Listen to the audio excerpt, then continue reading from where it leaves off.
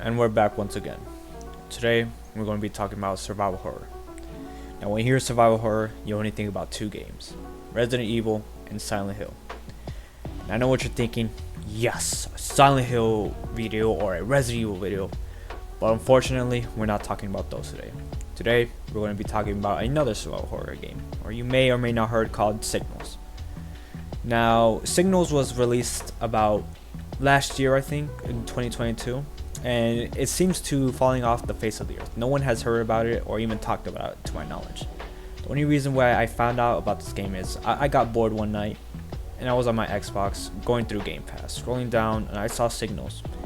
The cover had a unique art style, so I clicked it and then I read it. Survival horror.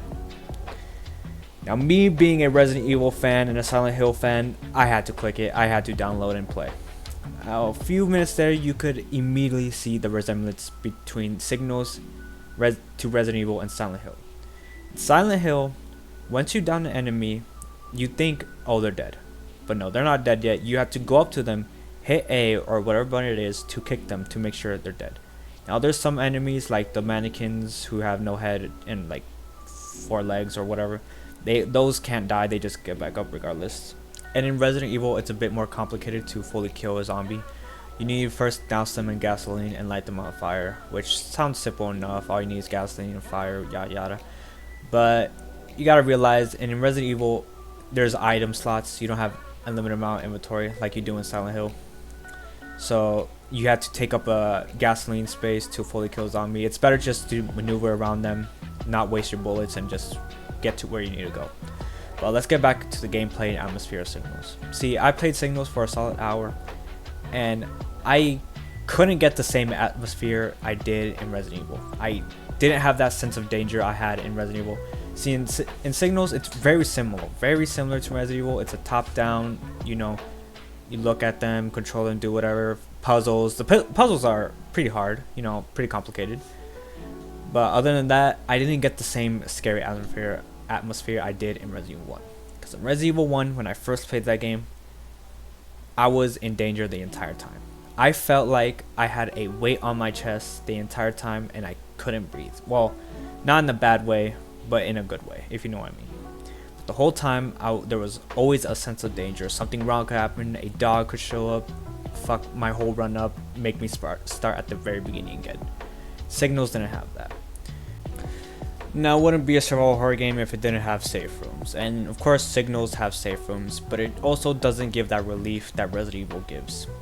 See, when you play Resident Evil and you have that looming sense of danger, that weight on your chest, where you could die at any second, and you finally find a new safe room. You enter that door thinking, I need heals. I'm about to die. I need ammo. I hope this room is a safe room. You enter that room, and you hear that familiar jingle. Now, whenever that jingle hits your ears, registers in your brain, you do this number. And all danger, that weight you had on your shoulders, got lifted. That relief is just so good. And it's stocked with ammo, heals. You go into your item box or that container, you open it up, sort your thing out, and you're ready to face the dangers again. And in Signals, I didn't have that sense of danger anywhere. I had limited ammo, but enough to last me to kill enemies.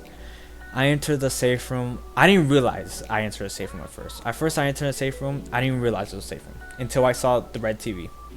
Because the only way to save in Signals is a red TV, a red box. You go up to it, save, yeah, whatever. So I enter the safe room. I go save, get all the items, leave. Then I come back again to the safe room to save again because I was done for the day. Then I hear a jingle. It's meant to signify a safe room jingle, but I heard like, this is a safe room? Huh, I didn't even notice. I'm like, well, it's a safe room. I just save and let me get off.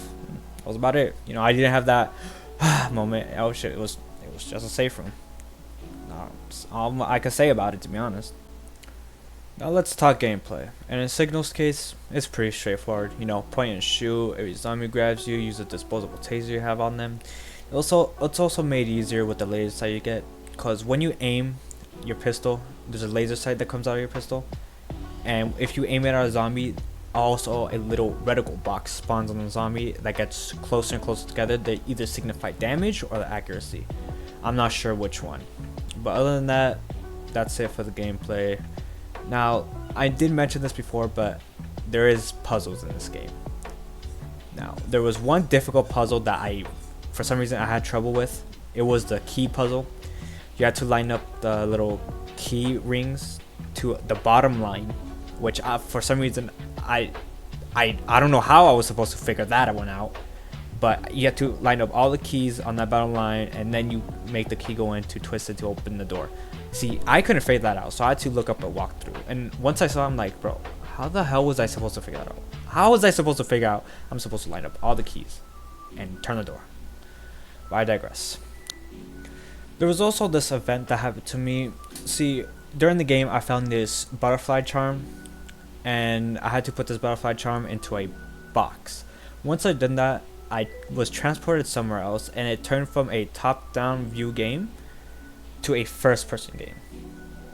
Now, when I spawned in, I immediately noticed this is first person. I walk forward, and I'm on top of a mountain, which I assume. There's snow everywhere. There's a bunker off to the side, and a house. Not a house, but like a research outpost. I go in the research outpost, and I find this radio.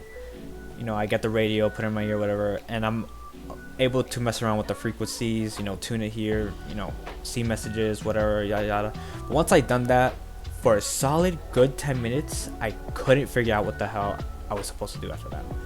I looked around the inside of the outpost, couldn't find nothing. I went outside, went back to where I spawned, couldn't find anything. Searched around the house, nothing.